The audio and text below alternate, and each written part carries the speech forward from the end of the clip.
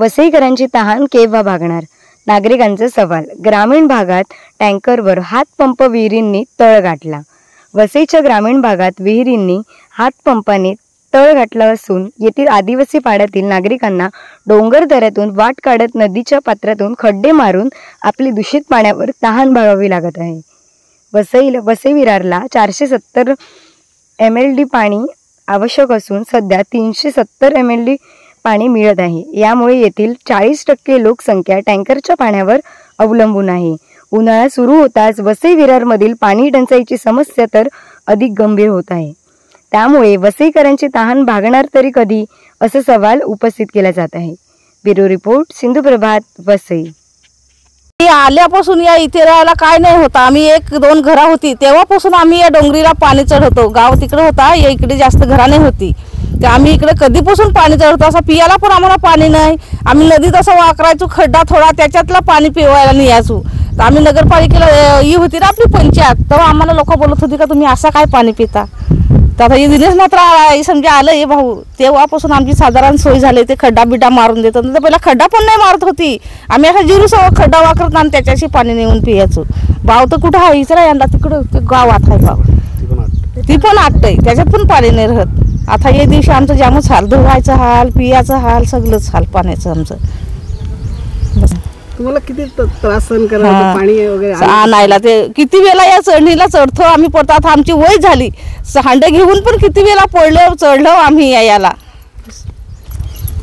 काय मागणी कराल महापालिका? आम्हाला पाणी पाहिजे, दुसरा काय।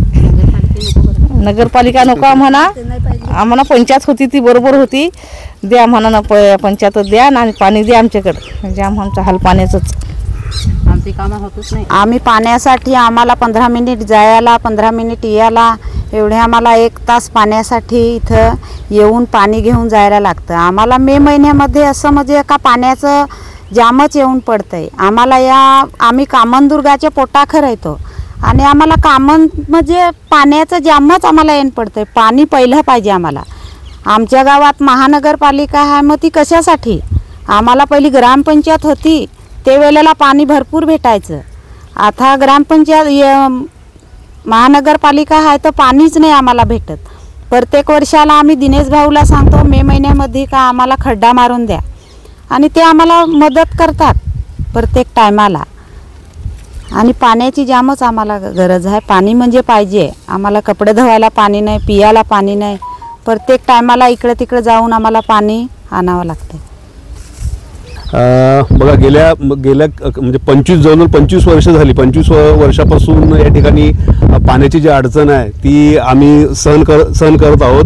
तर तुम्हाला सांगतो, जसं आता आमच्या ताईंनी सांगितलं की ग्रामपंचायत होती त्या काळामध्ये आम्हाला पाणी व्यवस्थित मिळत होतं, आणि त्यांचं म्हणणं खरं आहे।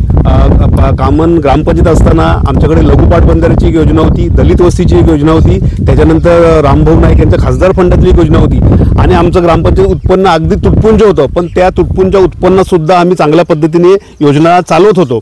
आणि आता महानगरपालिका आहे, त्यांचं हजारो करोडचं बजेट आहे, परंतु त्यांना हे छोट्या मोठ्या योजना सुद्धा चालवता येत नाही। कित्येक दिवसापासून तुम्ही बघत असाल आम्ही संघर्ष करतो, कित्येक वेळेला निवेदन दिली, आंदोलनं केली, परंतु कोणत्याही प्रकारचा पाण्याचा प्रश्न सुटत नाही। आता मागे 9 एप्रिलला सुद्धा आंदोलन पाण्याच्या संदर्भात झालं, पण त्याच्यातल्या काही अंशी त्यांनी टँकर वगैरे सुरू केले आणि काही ठिकाणी बोरवेल मारायला सुरुवात त्यांनी केलेली आहे, परंतु कायमचं असं पाण्याचं सोल्युशन आहे असं महानगरपालिकेने अजून काढलेलं आहे। त्याच्यामुळे लोकांची भावना तुम्ही बघितली असेल की ग्रामपंचायत होती ती चांगली होती, आणि महानगरपालिकेमुळे आम्हाला खूप त्रास होतो, आणि आम्ही याच्यासाठी कंटिन्यू त्याच्यासाठी संघर्ष करतो। आणि तुम्ही इथे बघत असाल हा जो खड्डा खोदलेला आहे, इथे कित्येक वर्षानुवर्ष लोक छोटासा खड्डा खोदून त्याच्यामध्ये मधून ते थोडं एक तांब्याने पाणी काढत असतात, आणि ते बघून म्हणजे अतिशय वाईट वाटतं। आणि ते पाणी ॲक्च्युली पिण्याच्या लायक नाही, दूषित पाणी असतं। त्याच्यानंतर मग दर वर्षाला पाण्याची जेव्हा टंचाई निर्माण होते तेव्हा मी JCB घेऊन येतो, आणि JCBने खड्डे खोदून मग त्यांना पाणी पुरवठा देण्याचा थोडासा दिलासा देण्याचा प्रयत्न करतो।